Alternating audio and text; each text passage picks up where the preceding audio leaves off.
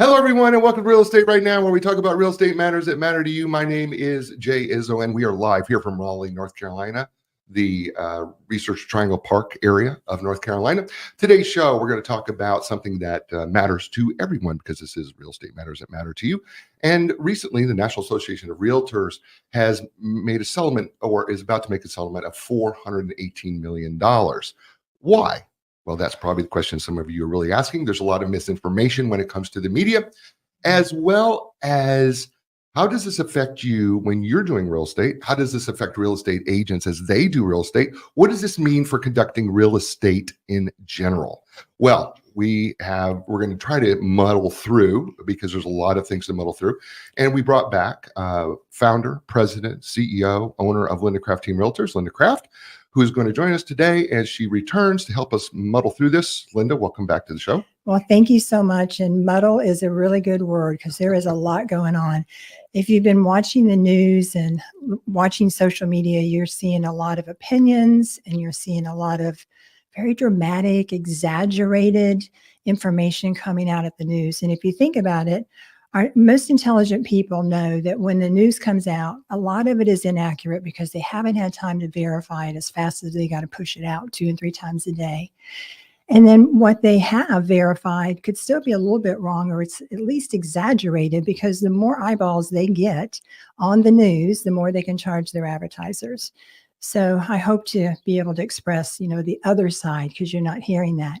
And then when it comes to social media, you're hearing a lot on social media from people that are saying that real estate agents make too much money. And, one of the beautiful things about social media is it gives a platform for everyone who has an opinion to express it. And I think that's okay. But the people that are expressing their opinion really do not know what it's like to be a real estate agent. So I'm going to take a moment and just address that, and then we'll jump in. Excuse me, the pollen in North Carolina is killing me. I have no voice. We're going to jump in then to what's happening. But okay, maybe it's going to come now. All right, let's see. So whenever you get a real estate license, it's a pretty low entry. You go to school, you pass a very difficult test, and then you pay a few dollars to the North Carolina Real Estate Commission, and you become a broker. And when you think about how many people have gone through that exercise, in the state of North Carolina, we have over 100,000 people with an active real estate broker's license. Now, most of those have tried to create a career in real estate and failed, and they went back to their real job. And some of them are keeping their license active because it's so easy to do that. They just take 8 hours of continuing ed, pay $50 a year, and for about $200 a year for the rest of their life, they can have a real estate broker's license. They could do the business of real estate, but most of them do not. A lot of them keep it with the hopes that when they retire from their real job, maybe they'll have a second career in real estate. And they worked really hard to get that license, and they're going to keep it. However, they are not realtors. To be a realtor, and everybody's so confused about that, but to be a realtor, you have to pay dues to your MLS system. You have to pay dues to the National Association of Realtors. You have to pay dues every year to the main association, your yearly dues. So you are writing checks. You are spending money every month so that you can be a realtor. So again, there are millions of people that have a real estate license. There are 1.5 million people in the United States that are actually a realtor. Now, one of the beautiful things about having this professional organization is that they track how many houses and how much money we actually make. And I just want to share with you on social media that think we make too much money, that last year's report was after they took away all the people that made 0 sales, $0, that were paying all those dues to be able to be a realtor. After they took it out of the equation, they divided it by the number of sales in that year and the number of agents. And they found that the average agent sold 4 houses. So 4 houses would equivalent to about $20,000 in income. That's not a lot of money. It takes a long time. This business is hard to build a career. And I interviewed an agent last week who's been in the business for 4 years, has their license with another company, has been working really hard, and has not sold anything. So who would go to work for 4 years, pay your employer money to let you stay there and not make any money back? So I really hope that people talk and get more information about the hard job it is of being a realtor. We work 7 days a week. We have phone calls at 10 o'clock. We work holidays because that's when you're not working and have time to visit with us. So it is not easy money by any sense. And what's getting ready to change is going to make it even harder on buyers and harder on realtors. So right now, most buyers are upset because the interest rates are about 7% and they feel like that's too high. But if they don't buy a house this year and get it closed by July, they're going to find that either they're completely out of the market or they're going to need even more money to be able to buy a home. So talk to us. We'd love to help you. But I want to take you back in time because what I really think is getting ready to happen for realtors is the way we've been doing business has been very efficient, very professional, in my opinion, but it's getting ready to slow down a lot because they're removing some of the tools that we use that really help us to serve our clients. So before we get to that, let's talk about what this NAR settlement is about so that people can get a clear picture of what is this about. I would love to get to that a little bit later if you don't mind, but what it is about is if it's a proposed settlement. And they will have a hearing sometime late April. And if it is approved, and we think that it will be, there's going to be several changes in how we do business that is going to affect buyers. And so I'm going to dig into that I'm just an educator, Jay. I got to educate. I want to. Well, go ahead. I got to educate. I just want people to know. And so I'm going to take you back in time to 1970 when I bought my very first house. And the way I learned about homes for sale, I would wait until Sunday when the newspaper came out, and I'd have about 3 lines and would give me just a little bit of information about a home. And then I would have to call the listing company to get more information to see if I wanted to take a look at that home. And it was very slow. It was a lot of work. In 1985, I got my real estate license here in North Carolina and started pursuing my career. And I struggled a lot of years too, just like most realtors do. But we had an MLS book, and it came out every 2 weeks. And in the front of the book was new listings. Then it was the current active, and then behind it was a sold. So if we were going to meet with a home seller to give them an idea of what they might be able to list and sell their house for, we had to look through paper in the back of a book. And we didn't have much information. That one page had 6 properties. So unlike the newspaper in the 70s, we just had text. We did have one front photo, a little bit of information, and we were on the phone all the time calling agents to get more information and then letting the consumer or our buyer know what we found that might be a match and go out and show property. So then the internet came out, and that was wonderful. Because realtors and realtor associations, through their dues, built a beautiful website that allowed us, instead of going to a book and flipping pages, to go to a website that was a privately held website just for realtors. And we could put our listings in. We had a lot more information. Now, we were on dial-up, and it took a while to get there, but that's what we did. And so we did not at that time, used to be you had to pick up a key at an office, go show a house, take the key back. We had lock boxes that came out at that time. And with appointments, we could get in and show property. So things were getting better. And then we eventually got centralized showing service. So we, instead of calling all these offices, hoping that somebody would call you back to approve your appointment and give you the combo or whatever it is you needed to get in, it was much more efficient because we had centralized showing service. So came down some pressure that, hey, you realtors, you've got this private database, and it should be ours because we paid for it and we built it. But they really felt like that we needed to share it with the public.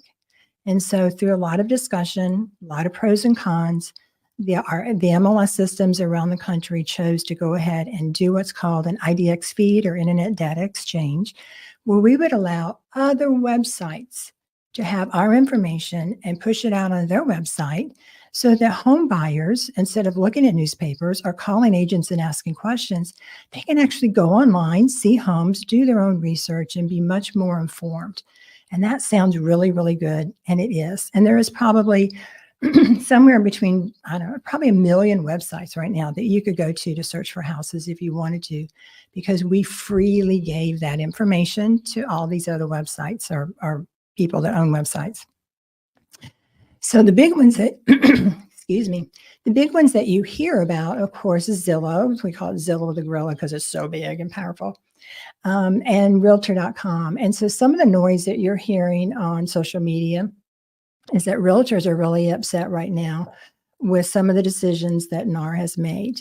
And one of those was many years ago when NAR used to own realtor.com and they decided to sell it. Now, I don't know why they made that decision. I'm sure they're sad they made that decision. You know, NAR, National Association of Realtors, is like the mother over us. And my mother made a lot of mistakes too, and I still love her and forgave her. But there's a lot of realtors that are upset we sold realtor.com. And the reason is we used to be able to put our listings on realtor.com, and all around the US, people could search our homes for sale. Sellers loved that. Agents loved it. It was great. But when they sold it, they started to then take our information, just like Zillow does, and sell it back to us. So as upset as everybody is about some of the things that were happening in some of the states, not all the states, nobody seems to be upset with what's happening to the consumer with the way they're falsely advertising without disclosure listings on Zillow and realtor.com, where you will see a house and you're interested in it and you see a realtor's picture next to it and call me, but nowhere does it say, I am not the listing agent. This is a paid advertisement. And so the consumer sees a home, they're interested in it, they make a call thinking they're talking to the listing agent or the listing company to really get the scoop, and they're not. It's a paid ad, but that's not being disclosed. Homes.com is the only one that actually, when you see a house for sale and you see an agent's name next to it, you're really talking to the person who knows information about that property. So please use homes.com. And I'm digressing a little bit. All right, so let's talk about what happened. We're going to kind of go back in time. First of all, I want you to know that the National Association of Realtors was established back in the 1900s. And as I mentioned, we have 1.5 million members. And within that long history of having the National Association of Realtors, we also have a code of ethics that came out in 1913 because we wanted to be real estate professionals. And professionals like doctors and attorneys and engineers, they have code of ethics. We have code of ethics that we have to update all the time as well. And so NAR is an amazing group. I mean, they advocate for us politically. They fight for the American dream of home ownership. They fight for your mortgage interest rate tax deductions that our government is trying to take away. And they offer all types of opportunities for advanced training and designations for realtors. So they are committed to all their realtor members being professional. So besides the National Association of Realtors, we also have a state association. And so when you think about state government, you know that some states allow casinos and marijuana or whatever you call it these days, and other states don't, where every state within the United States have different rules and regulations. And I'm going to come back to why that's really important. So hang on to that one. We also have a local MLS. And it has rules and regulations as well. And what most people don't know is there are over 600 MLSs around the country. Some of them are privately held. The majority of them are under NAR, National Association of Realtors. Hold on to that one. We're coming back to it. And then we have Showing Time, which is the appointment center that allows us to make appointments, and they track when we're in and out through technology. Well, we got rules and regulations with that as well. So in the state of North Carolina, back in 1990, our state and about 12 others decided that it was time to make a change and make sure that buyers and sellers are really informed about how we are paid, who's paying, who's getting what kind of representation can be offered. And so the North Carolina, thank goodness I work here, and the other 12 states, we've actually been doing it right. Where the problem came was the other states that did not adopt our practices. About 2020, there were 3 major lawsuits filed. They were filed against national companies, RE/MAX, Keller Williams, Home Services of America, and in 2023, they settled for about $200 million. Since that big money got transferred, we've had 23 copycat cases filed and are ongoing right now. So the attorneys that brought this suit said, I just made a lot of money over this lawsuit. I think we're going to go big or go home. And what did they decide to do? Well, they decided to go after the National Association of Realtors because in doing that, they're coming after not just one brokerage firm at a time, or one franchise at a time, but 1.5 million realtors in the organization that we call Mother. Now, I'm going to back up just a minute to the lawsuit that was settled in 2023 with 200 million. I want you to know that the majority of that money is probably going to the attorneys because that's just the way our system works. And there will be a class action kind of lawsuit where you'll get something in the mail that will say, hey, if you sold a house back in this time period, fill out this form, send it in, you might get $200 million or be a part of a $200 million settlement.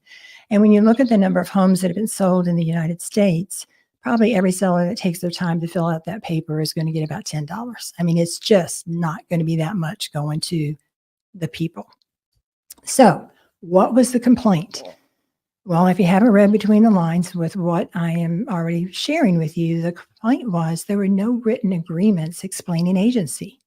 They didn't know who represented who, and sellers were really mad that when they listed their property and they agreed to pay a real estate fee commission for the marketing and representation and sale of that property, successful close, that part of that fee that was being paid to that listing company also paid the buyer's company and the buyer agent. And so that was what the lawsuit was about. Why am I, seller, paying the buyer agent? And so how they positioned it was if I was going to court to get a divorce today and I hired an attorney to represent me and they said, this is my fee. And oh, by the way, you get to pay for your husband's attorney too. Well, they just didn't seem fair. And so the attorney said, hey, we don't like this. I mean, we've been doing this as long as I've been in the business, that's the way it's been done, and way before me, but they just didn't like it. So that was what the lawsuit was about. And there was enough noise in that lawsuit that, like every lawsuit, when you settle, it doesn't mean you were wrong. It doesn't mean you were guilty. It means that you wanted to turn off all the negative publicity and you wanted to stop the bleeding of writing those checks to attorneys to cover all those expenses. So they settled. So the attorney said, okay, let's go after the National Association of Realtors. And this time we're not going for millions, we're going for billions.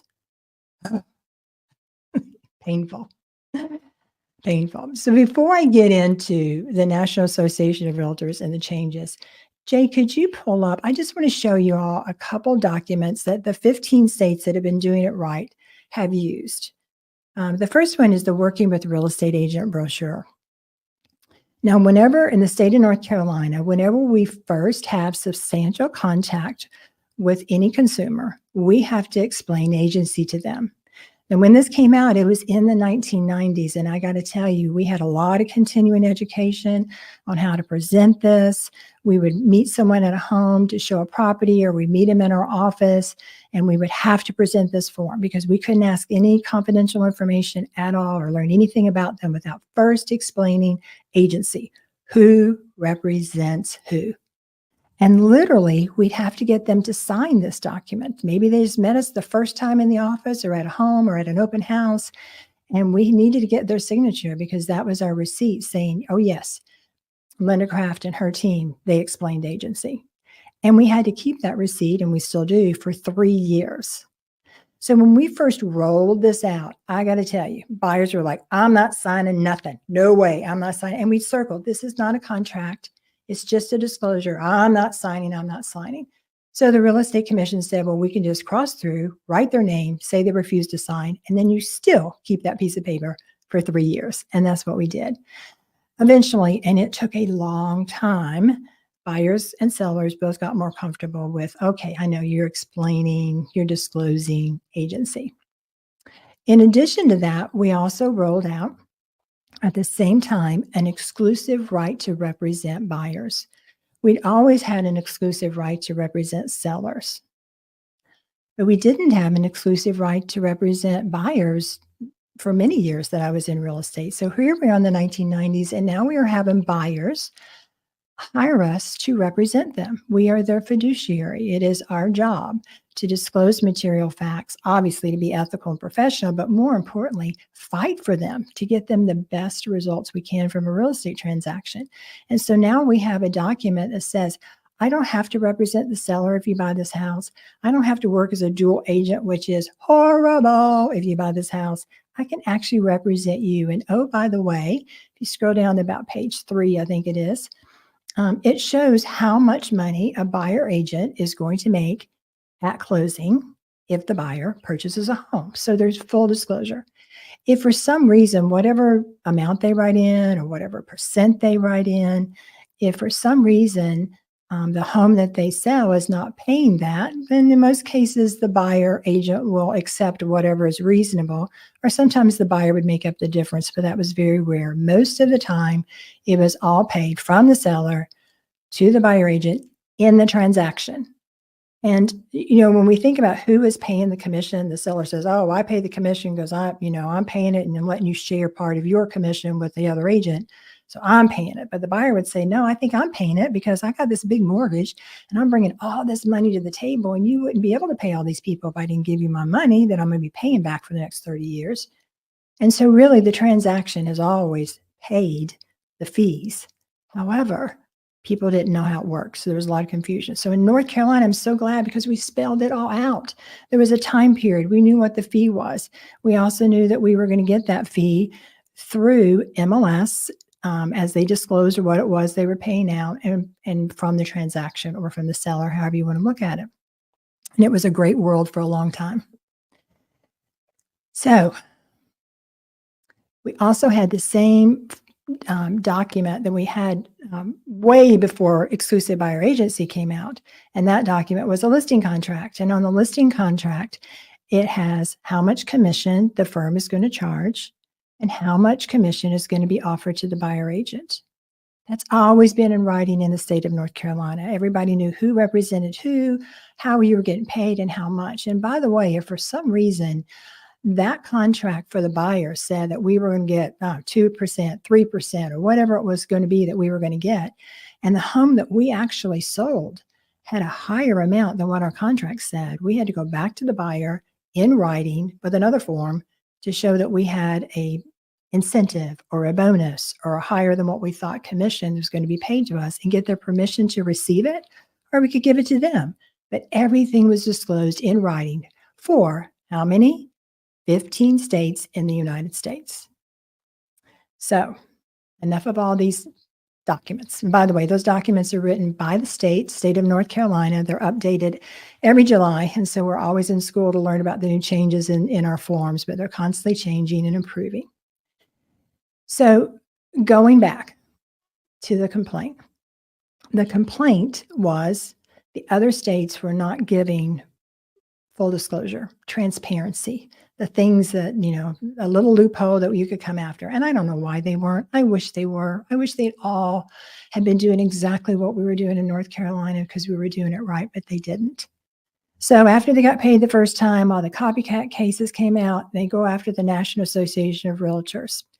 And the first thing that came out on the news is that the National Association of Realtors has standardized commissions and that we are all getting 6% commission. And that was totally not true. Commissions have always been negotiable. That's why when a seller is selling a home, they usually interview 2, 3, 4, as many as 10 agents. And they say, what are you going to do for me? Where are you going to market your home? What is your experience like? And what are you going to charge me? And they ultimately make the decision of what they pay in commission.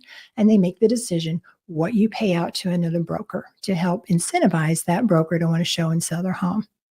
So they said that realtors were steering because we were not giving sellers choices, and that's not true. Sellers have always had choices. They can go for sale by owner. They can do entry only with no representation. They have a smorgasbord of things that they can choose from and what they want to do in selling a home. So that too, if you saw it in the news, is totally not true. And then they said that realtors have a conspiracy because through our MLS system, which again, is the way that we communicate with each other in the world, that we are advertising incentives and offering payouts that are all pretty much basically saying they were the same amount, but they really weren't. They differed depending on what the seller decided and the listing firm decided. But they basically said that there was a conspiracy with how realtors were paying other realtors to help in the transaction. We call it co-brokering. So the truth is, all the percentages, they vary. They're not fixed. That's not true. And so this went on for a long time and a lot of money. And the National Association of Realtors has finally proposed that there would be a settlement. And here's what they've agreed to. And here's where it hurts. I'm going to turn this lemon into lemonade for sure. The first, and this is really good, the only good thing I think so far, is that NAR said that if you accept this proposal, I want you to indemnify about 1 million realtors so that we don't keep having all these copycat lawsuits coming after us for the rest of our life. That if this is the settlement and this makes you happy, don't come after my realtors anymore. So it was really good. They protected us. And if you did the math or you're listening carefully, you know we have 1.5 million realtors and they're only covering about 1 million. Well, what happened to the other realtors? They're either already in another lawsuit or they were part of another lawsuit. The other thing I want to let you know is that all these lawsuits have nothing to do with buyers. It's all about sellers claiming that they didn't know what was going on in the transaction. So for us realtors, who I feel like we're going back to about 1985, is they're going to require that the multiple listing service, all 600 around the country, by July, remove any communication about what a buyer agent compensation may be. So right now, we have beautiful pictures, lots of details, so much information on the home. And at the bottom of the listing, we literally write how much commission the firm, the listing firm, and the seller is offering to pay out to the buyer agent. And so that's going to be gone. So we realtors will not know if the seller is offering any compensation to the buyer agent or if the buyer is going to have to pay the commission to the buyer agent. We're not going to know who's going to pay who. So there's going to be a lot of phone calls, a lot of questions, a lot more work to get information. And honestly, if some buyers have to pay the commission, they're not going to be able to buy a home. They just won't have the resources to be able to do that. The other thing that's going to happen, and this, you are not going to like this, because if you thought back in the 90s when we presented the Working with Real Estate Agent brochure and it was not a contract, it was just a disclosure and we needed your signature on it before you could see the home, you're not going to like this one at all. Part of the settlement is, as a real estate professional, I cannot make an appointment to show any property to any buyer unless they have signed a buyer agency agreement that spells out how the commission is being paid and how much it is. So most buyers are not going to want to sign contracts. And by the way, when you sign a contract, you can only sign with one person. So or hopefully that's all you do or you'll really be in trouble. But they're not going to want to sign a contract before they can get in to see a house. I mean, that's very hurtful to them. So, but there's some good thing that's going to come out of that. As I mentioned, and I'll come back to that, but as I mentioned, a lot of first-time home buyers are already pushed out of the market because of the interest rates, and they're getting pushed further out of the market right now because of the changes. They're just not going to have the money. Or they're going to have to buy a home without any representation. And if you're a first-time home buyer buying a home without representation, oh my goodness, you don't know what you're doing and you desperately need our help. So I really hope the government will come up with a better plan than we have today. Or you'll end up working as a dual agent, and most real estate brokers do not want to be a dual agent. You know, you can either be a buyer's agent, a seller's agent, or a dual agent. And a dual agent means that you represent one agent represents both the buyer and the seller in the same transaction, which means they don't have any representation at all. In fact, dual agency basically means now you're both on your own because we cannot do anything but disclose material facts. So they have no help at all in the transaction. There's more lawsuits over dual agency than anything else, which is why our firm hasn't practiced dual agency in years and years and years, pretty much forever. And I stopped that one real quick. It's just everybody's upset with dual agent. And then the thing that really breaks my heart is we have people that have served our country in the military. They have risked their life for us. And right now, they're not going to be able to buy a home with their VA mortgage that they have worked so hard to get. because some of the federal loan programs like VA and USDA will not allow the buyer to pay a realtor's commission. So the realtors are going to have to work much harder trying to get information. Obviously, we're going to have to get a lot better at negotiating because we're going to do a lot of negotiations now. Realtors can't work for free. So if those of you that think we make too much money want us to just do it for free, well, we can't, because we carry errors and emissions insurance, which protect us and you. And if we work for free, we don't have any insurance. So that would be a really dumb thing to do. And as everything shakes out, sellers may actually end up paying higher commissions than ever before, because we will have some sellers that will decide that they want to go with a discounted listing commission, not pay any buyer agent fee, and just see what happens. And because the buyer agents now will be able to write in with their offer how much of a fee they would like to receive for this great buyer that they're bringing to the seller will have to make a decision. Do I take this offer with this higher fee added to the fee I'm already paying, or do I wait and hope another offer comes in?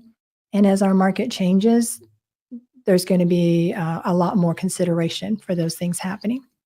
So where do we go from this, and what is good from all this? One of the best things I see is that today buyers are finally going to start interviewing agents to decide who they want to work with before they look at houses, just like sellers do now. Sellers interview agents to decide who they're going to work with, and they sign a contract. Buyers are going to start interviewing agents to see who they want to work with, and they sign a contract. Right now, 70% of the buyers out there, they purchase a home through the first agent that calls them back or answers them online. It's not using wisdom to find an agent who really has experience and knows how to represent you. Literally, there are so many people with a real estate license that do very little business, that do not have a lot of experience. And in our office, we have been doing buyer consultations, presentations, signing buyer exclusive representation contracts. We've been doing everything up front. So I told my team the other day, it's going to be so easy for us because we just got a few things to tweak. Buyers are going to be more educated about making a purchase. And I absolutely love that. That is so good. And realtors all over the US, well, they're going to have to get more education. They're going to have to get better at negotiation. They're going to have to really, really become that fiduciary and that trusted advisor that their code of ethics say that we all need to be. And so there will be some good things that come out of it as far as the buyers being more informed and maybe making much better decisions about which home they buy and which one's going to appreciate the best and that sort of thing. But it is going to be rocky. And I think it's definitely going to get settled, and I think it's definitely going to be rocky. It all starts in July, so I'm repeating myself. Mm-hmm. If you're thinking about buying a house, you might want to do it now, especially if you want to use that VA mortgage, which is just a lovely program. Get out there and start buying. There's going to be a lot of changes, and there's a lot of talk and a lot of confusion. And I hope and pray that this helped you all a little bit. Well, let's continue while we're on this because we're way over time anyway, so we might as well just go ahead and do a full hour now. Okay. And so because we're way past our time. All right, I'm going to have some water. Then, if that's what we're going to do. You can drink some water. Okay, so I think one of the big things that come out of this is that the state of North Carolina, as well as about 12 other states, have really done this right from the beginning. For a long time. In fact, one of the things that we know in the state is we're not allowed to talk about commission. No, not even between brokers. Not even. I have several masterminds that are getting ready to come up with how are we going to communicate if a seller is willing to compensate the buyer agent? We can't put an MLS.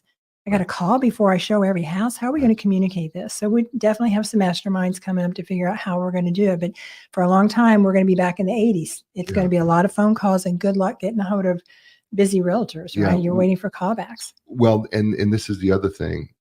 According to the Wall Street Journal, they're saying that this potentially is going to take about hundreds of thousands of realtors out of the business. Oh, I'm sure it is. Yeah.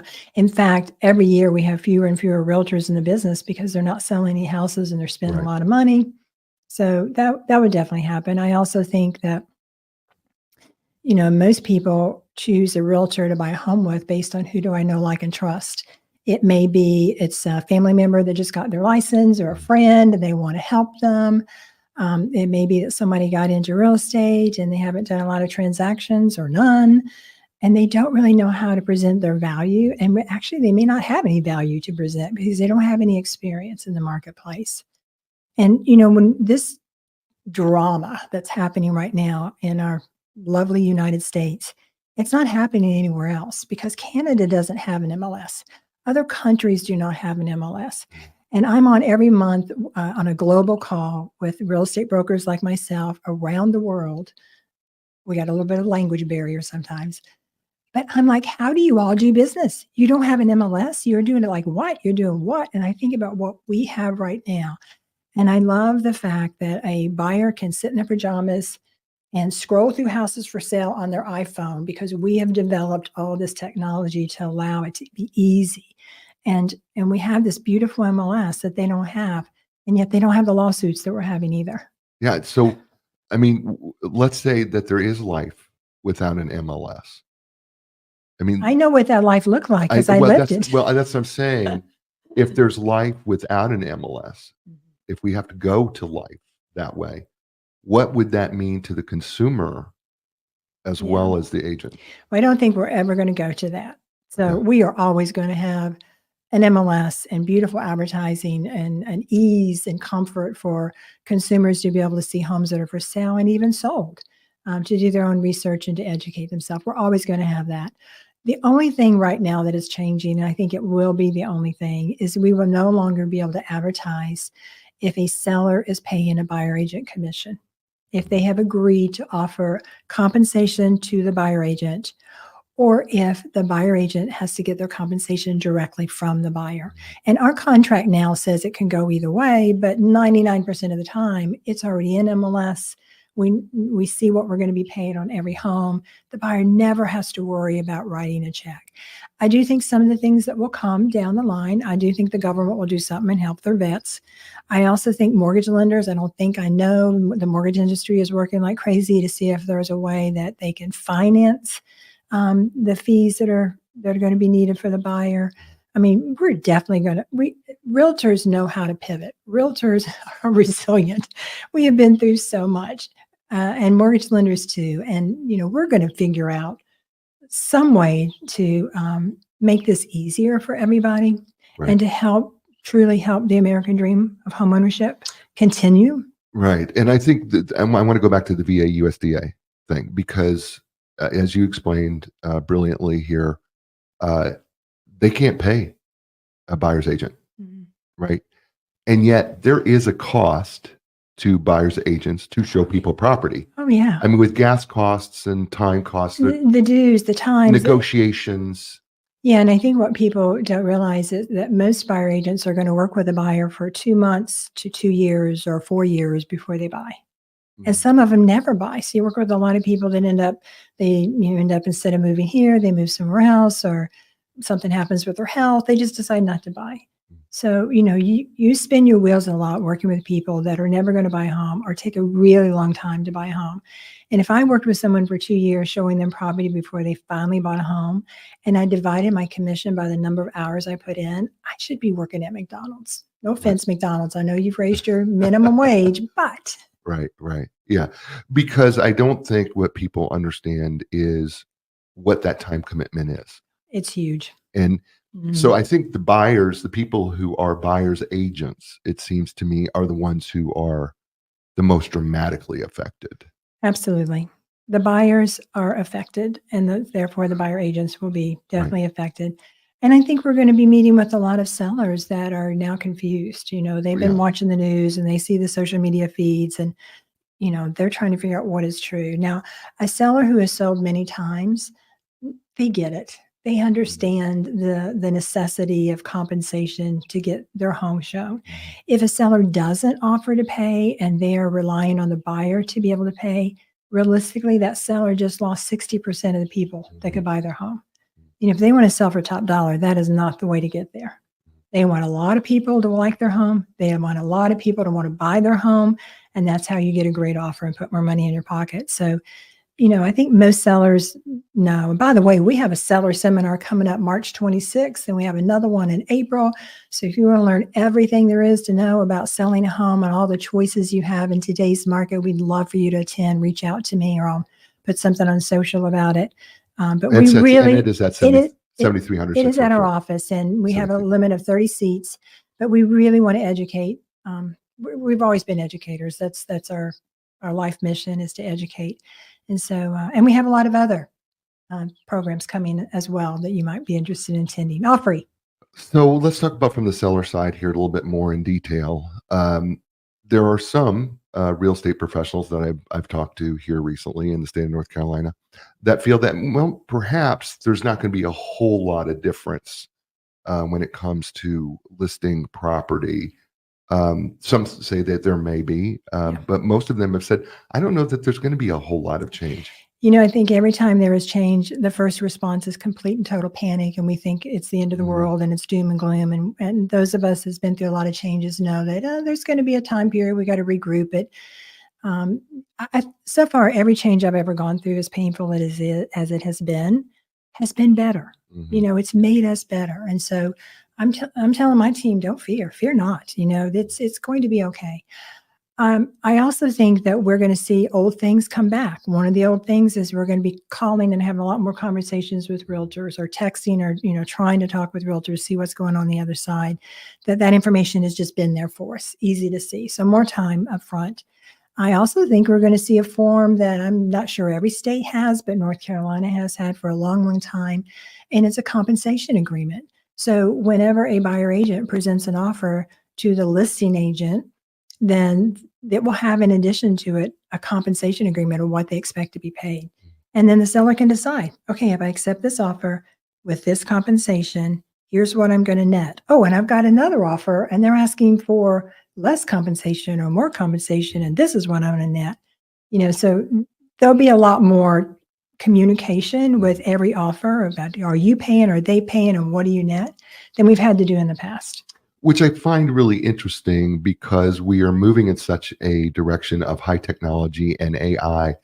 And yet this seems to force us back to a more of a communication style, face to face, or certainly by phone or text. We are going back in time when it comes to these changes. There's no doubt. Yeah. And which for me is fascinating, because, you know, with technology, which we thought was so great. Yeah. Right. And it is. Yeah. Don't get me wrong. But maybe we have lost a little bit of our soft skills that now we're going to have to bring back, that you're going to have to be a better communicator. You have to be more clear in your communication as a real estate professional. Yeah. And let me just clarify, when I say sellers have to look at all these offers of what they're going to net, they've always had to do that. Every real estate professional would say, this is the offering price. These are all of your fees for selling, and this is what you would net from this offer. The only thing that didn't change was their fees for selling were whatever we agreed to the day we listed the property. Now those fees for selling can change based on that offer that comes in and what that compensation agreement says. So instead of doing one analogy and one number covers the whole, now we got to do it with breaking those out. And our form already had them broken out, because I just thought it was really important to see exactly how much money was going everywhere. But, you know, there's going to be a lot more conversation. And anytime things are not just crystal clear, they're confusing and stressful. And real estate can already be stressful for people. So there's just one more little layer that, you know, that we'll be able to get through. It'll be fine. I think there's one entity here that we have not talked about. We've talked about the MLS. We've talked about the agent. We've talked about the consumer. But we have a real estate commission here in North Carolina. Yeah. That's excellent.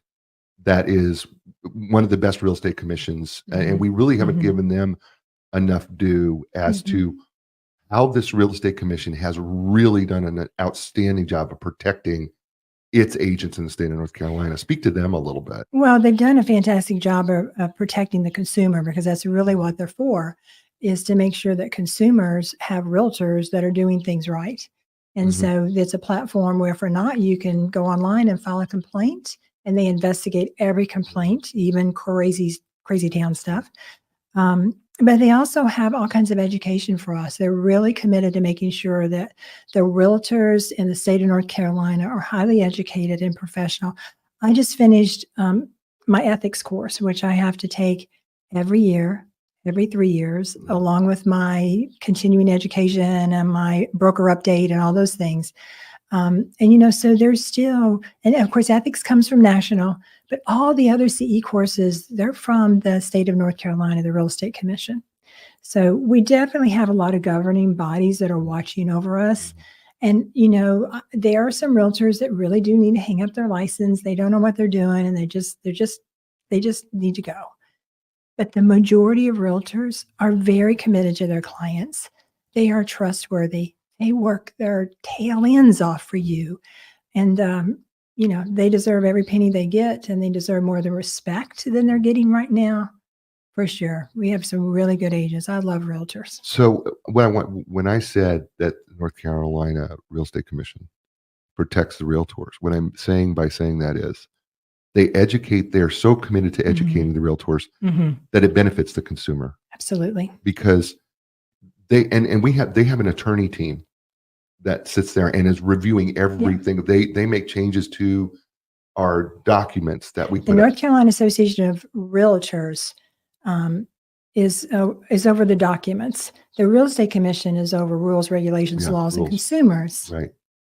Yeah. So, but we have two governing bodies that really make sure that we're doing it right. And I'm so grateful for the North Carolina Association of Realtors that many years ago said, we are going to go to full transparency, full disclosure, agency relationships. It's going to be very clear who represents who. And the North Carolina Association of Realtors said, I'm going to support you in that because we're going to roll out educational classes to make sure that all these licensed real estate professionals know how to communicate clearly agency. And again, if the other states had followed that suit, we would not have the lawsuits that we have right now. Yeah, because this is all about transparency. That's all it is. It's about at the end of the day. People get really upset when they don't know what's going on. Yeah, which is interesting because I think we take it for granted here. Because we've done it the right way for a long, long time. Right. And the fact that we're hearing that, okay, you can be in another state and you're not transparent. Yeah. How can that happen? I know. Because we're all governed under a state. So how can it be that we have casinos in some states and not here? And we have legal pot in some states and not here. And we have, it's all on a state level. So it all sadly falls back on our government. Yeah, it does. So this all starts in July. Supposedly it's starting in July. Realistically, we're going to have around the country, forms are going to have to be updated. Education is going to have to be rolled out. MLSs have to change their programs to take out things. I mean, there's going to be a lot to do in a very short window of time. I have a feeling it's supposed to happen in July. I think we'll probably get a little bit of a grace period because there's just way too much to get set in place. The worst thing is that they push the button and we haven't gotten everything removed on MLS. We haven't gotten the right forms that the agents need to communicate clearly. We're going to have a lot of changes. So if you're on the forms committee, my heart goes out to you because you're not getting any sleep right now and you're not going to for a long, long time. But there's a lot of things that's going to change. And although we won't have as much to change here in North Carolina as other states, I don't have to go in and recreate a buyer presentation that explains the value that we're going to bring. I've been doing that for years. Other people are going to have to create those things and figure out how to share. But, we're way ahead, but we still got a lot to do. So I'm hoping that the July will not be just a really fast, hard date because I think there could really be some problems with that. So you talk to other agents, around the country, globally as well. But here in the country, what is some of the sentiment that you're hearing from them as you talk to other agents that are thinking about this? I think it depends on the level of experience and maybe a little bit age. The older brokers, and I'm one of those, by the way, that are already kind of like, I've been doing this for a long time. I don't know if I want to go through one more change. I think I might just hang my hat and get out of this. And, we had that when the internet came and we needed a website. We were one of the first ones to have a website. Yes, you remember. And other agents said, I don't want to do anything with some website. I'm going to get out of the business. So we're going to have some of that. And then we're going to have a lot of agents that have never had to present their value.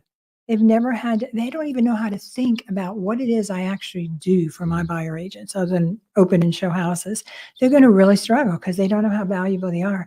We have a document that we could send to anybody that has 150 things that we do for our clients. So we know how to sell our value. Those that do not, or those that are just too shy to ask to be paid for their work, they're probably going to go get another job somewhere. I think this brings me to another question when it comes to experience, because I think what may happen here is, especially on the buyer side, you are really going to pay for experience or not pay for experience. That's what they should have always been paying for. Be- Always. Because you have to, as a buyer, if you're Yeah. if we're now paying buyer's commission or some sort of buyer's compensation, you have to make a decision. Do you want somebody who's experienced who can negotiate for you? Or are you gonna settle for less money maybe and take somebody who doesn't really know what they're doing? Yeah. What position do you want to put yourself in? Yeah, and I think for a long time, and I may be repeating myself a little bit because I've said so much, I can't remember totally what I've said. And I got this camera on me and all these lights. But most of the time, a buyer will ask, "How long have you been in real estate?" And the realtor will answer the question for how long they've had a real estate license. And we have a lot of people with a real estate license with a lot of years with that license, because I explained earlier how easy it is to keep it. It doesn't mean they have any experience. So the question, if you're a buyer, that you really want to ask is not how long you've been in real estate. Time does not equal talent. You want to ask, how many homes did you sell last year? Yeah, how many transactions? Yeah, because the more you do, the more you know. And, when I started as a new agent back in 1985, I had a real estate license, but I didn't learn anything about how to sell or serve a client in order to get that license. It was all about real estate law. So it takes a long time to build a career and to get the knowledge. And we get the knowledge by doing. Yeah. So to me, this experience of transactions is just going to play a larger role, I think, in protecting actually the consumer, the consumer, and yet the consumer is going to probably pay for that on some level, as well. So I think there's a lot of good that can come out of this. I think it's going to be a lot of change that's going to come out of this. Certainly a lot of change. And I think there's going to continue to be a lot of misinformation, because I think people want to, we have a tendency to remember the first thing we heard and the last thing we heard, and we tend to ignore everything in the middle. I hope this is the last thing y'all hear, because it's the truth. Yeah, hopefully this is the first and last thing that you hear. I don't care if it's the first, just make it the last, if that's all you're going to remember. Yeah, is what, and so, I think that's really, really important. We've had a number of people chime in. We're gonna go ahead and close the show here. This has been a lot of fun. You've been great. I was not expecting us to go an hour. I wasn't either. So I thought we were going to do 2 shows. Well, because I knew I had way too much to say. There was no way I could cut you. Because I just wouldn't stop. So there comes a point where you just go, okay, well, you know what? We're going to do an hour show. I will talk to DBTV and ask them if we can have an hour slot instead of a 30-minute slot. I bet they're going to want it, because this is hot news. No, I'm pretty sure that they are. I'm pretty sure that the folks at DBTV, and by the way, we are on DBTV on Saturday mornings. I believe it's early in the morning, 6:30, 7:30 in the morning on Saturdays. You can find that on your Roku app, Roku device, or your Amazon Fire device, and among other ways, LG TVs, Samsung TVs, available to millions of homes all over the world. So you can watch the show, but we're going to ask DBTV to run an hour for this particular episode. Typically, we do 30 minutes. And also, you can find us on YouTube. You've been watching us on YouTube on the Linda Craft Team channel. Is that they have LindaCraft.com/podcast. Yeah, and then this is also on the Linda Craft Team Facebook page that you can be able to watch reruns. It's on Linda Craft, her personal LinkedIn page as well as her X, formerly Twitter page. This went live out there as well as Twitch. So, and then of course, this is also a podcast as well, which you can find this show on every major podcast as well. So I say all that to say this: if you're on YouTube, give us a thumbs up. That would be fantastic. If you are listening to us on a podcast, give us a 5-star review wherever you're listening for the show. And then if you're watching us on anyone's channel, so many of you have chipped in and said, "Hey, watching, great info, so much information, communicated clearly." That's what we try to do on the show, is to educate you, because we do matters that matter to you. So with that said, Linda, thank you very much. My pleasure. And as I say to you all over the world, you know what that is. Ciao, everybody.